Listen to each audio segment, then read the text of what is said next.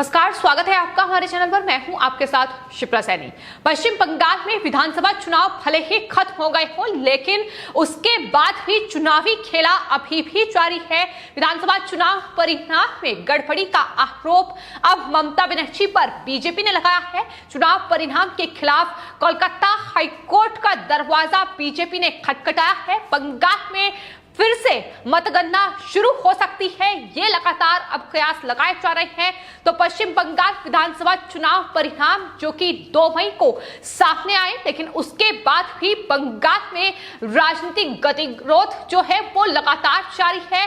TMC और BJP आमने सामने हैं। ममता बनर्जी भले ही तीसरी बार मुख्यमंत्री बन गई हो, लेकिन एक चुनाव हारी हुई मुख्यमंत्री इस वक्त बंगाल की सत्ता पर बैठी है। हार की बौखलाहट ममता बनर्जी की हाल ही में देखने को मिली, जब वो नंदीग्राम चुनाव परिणाम को लेकर कोलकाता हाईकोर्ट पहुंची। वहां कोलकाता हाईकोर्ट में एक याचिका उनके द्वारा दायर की गई और चुनाव परिणाम में गड़बड़ी का आरोप बीजेपी पर लगाया गया। लेकिन अब आपको बता दें, उसके बाद बीजेपी ने भी ममता बनर्जी के खिलाफ मोर्चा खोल दिया है। बीजेपी नेता जितेंद्र तिवारी ने पांडेश्वर विधानसभा सीट के परिणाम को लेकर कोलकाता हाईकोर्ट में एक याचिका दायर की है, जिसमें उन्होंने ये कहा है कि दरअसल पांडेश्वर सीट पर जो चुनाव परिणाम आए हैं वहां दोबारा वोटों की गिनती होनी चाहिए। ये मांग उनकी तरफ से की गई है।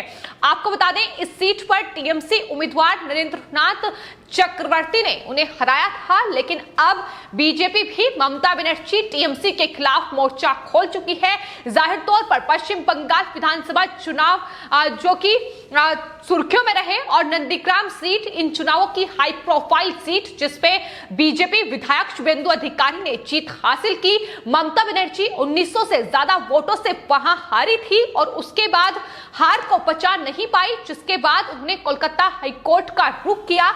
लेकिन उसके ठीक बाद बीजेपी की ओर से बीजेपी बंगाल जो अध्यक्ष हैं दिलीप घोष, उनकी ओर से यह कहा गया था कि अगर ममता बनर्जी कोलकाता हाईकोर्ट का दरवाजा खटखटा सकती हैं, अगर कोलकाता हाईकोर्ट चुनाव परिणाम को लेकर जा सकती हैं, तो बीजेपी के लिए भी ये विकल्प खुला है और बीजेपी भी उन सीटों का आकलन करेगी जहां वो कम अंतर से हारी है।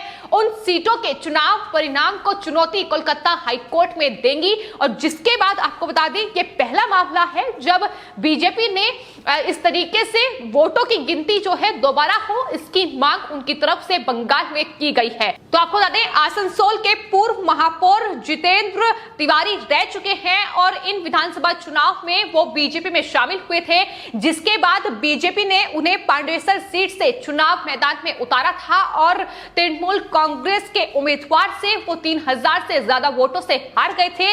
जिसके बाद उन्होंने अब कोलकाता हाईकोर्ट का रुख इन चुनाव परिणामों को लेकर किया है। उन्होंने कहा है कि जो वोट की गिनती है वो दोबारा होनी चाहिए। इस पर कोलकाता हाईकोर्ट सुनवाई करे, याचिका उनकी तरफ से दायर की गई है। मामले की सुनवाई अगले सप्ताह तक हो सकती है, लेकिन फिलहाल पश्चिम बंगाल में विधानसभा चुनाव भले ही खत्म हो गया हो, लेकिन उसके बाद जिस तरीके से बीजेपी और टीएमसी के बीच गतिरोध बढ़ रहा है, तमाम अलग अलग मुद्दों को लेकर पश्चिम बंगाल में बीजेपी और टीएमसी आमने सामने हैं। जाहिर तौर पर बीजेपी ने इन विधानसभा चुनाव में 77 सीटें हासिल की हैं, लेकिन दिलीप घोष जो कि बंगाल बीजेपी अध्यक्ष हैं, उनकी तरफ से यह कहा गया था कि नंदीग्राम में महज एक सीट को लेकर जिस तरीके से ममता बनर्जी बौखला गई हैं, उस पर हार को नहीं बचा पा रही हैं। लेकिन बीजेपी के लिए भी ये रास्ते खुले हुए हैं, वो भी बंगाल चुनाव परिणाम को कोलकाता हाईकोर्ट में चुनौती देगी। हालांकि उसके बाद आपको बता दें, बंगाल में टीएमसी के 4 और उम्मीदवारों ने आज कोलकाता हाईकोर्ट का रुख जो है वो नतीजों को लेकर किया, जिसमें बलरामपुर, गोघाट, मोयना और बोगांव दक्षिण निर्वाचन क्षेत्र हैं, जहां से टीएमसी को करारी हार मिली है। उन सीटों पर चुनाव नतीजों को लेकर कोलकाता हाईकोर्ट में याचिका दायर की गई है और वोटों की गिनती दोबारा हो, इसकी मांग उनकी तरफ से की गई है। तो यह फिलहाल स्थिति है जो पश्चिम बंगाल में चुनाव नतीजे सामने आने के बाद भी बनी हुई है। 2 मई को नतीजे सामने आए थे, लेकिन उसके बाद जिस तरीके से बंगाल में कानून व्यवस्था बिगड़ी और ममता बनर्जी पर तमाम सवाल बीजेपी की ओर से उठाए गए, राज्यपाल जगदीप धनखड़ ने बिगड़ती कानून व्यवस्था को लेकर ममता बनर्जी से सवाल पूछे, उसकी ही बौखलाहट है कि अब इस तरीके से चुनाव परिणाम को ममता बनर्जी चुनौती दे रही है। हालांकि 6 महीने के भीतर ममता बनर्जी को दोबारा चुनाव लड़ना होगा अगर उन्हें मुख्यमंत्री के पद पर बने रहना है और जीत हासिल करनी होगी, जो कि ममता बनर्जी के लिए जाहिर तौर पर एक बड़ी चुनौती है, क्योंकि बंगाल में फिलहाल जो स्थिति बनी हुई है, लगातार ममता बनर्जी के खिलाफ लोगों की नाराजगी और गुस्सा बढ़ रहा है, क्योंकि बंगाल में जिस तरीके से बीजेपी कार्यकर्ताओं की हत्याएं हो रही हैं, बड़े और चौंकाने वाले खुलासे बंगाल हिंसा को लेकर सामने आ रहे हैं कि किस तरीके से टीएमसी ने गुंडों का इस्तेमाल इस हिंसा के लिए किया है।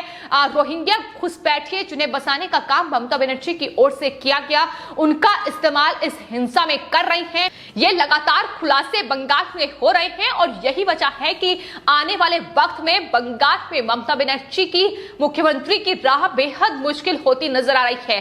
फिलहाल बीजेपी अब ममता बनर्जी के खिलाफ मोर्चा खोल चुकी है और चूंकि दिलीप घोष की ओर से यह कहा गया था कि वो तमाम ऐसी सीटों का बंगाल में आकलन कर रहे हैं जहां से बीजेपी कम अंतर से हारी है, उन तमाम सीटों पर वो चुनाव नतीजों को चुनौती देंगे। और पहली सीट पांडेश्वर विधानसभा सीट, जहां से बीजेपी उम्मीदवार जो हैं जितेंद्र तिवारी, उन्होंने कोलकाता हाईकोर्ट में याचिका दाखिल की है और वोटों की गिनती दोबारा की जाए, इसकी मांग की गई है।